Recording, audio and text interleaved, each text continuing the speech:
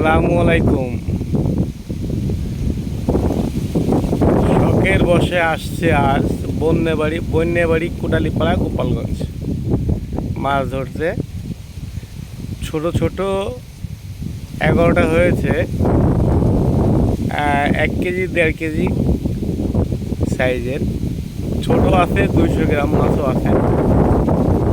আসলে সত্য কথা বলতে শখ করে এই মাছ শিকার। পরিবেশটাও ভালো লাগে। জাম গাছের নিচে বসে আছি এবং এই নদীটার নাম আমার জানা নেই। নদীটার নাম কি? মধুমতি নদীর শাখা এটা। বন্যবাড়ি গোপালগঞ্জ কোটালীপাড়া। হ্যাঁ, আমি এই যে একটি স্কুল দেখাচ্ছি। এই যে হচ্ছে আপনার বন্যবাড়ি স্কুল। আমি ঠিক স্কুলের পিছনে।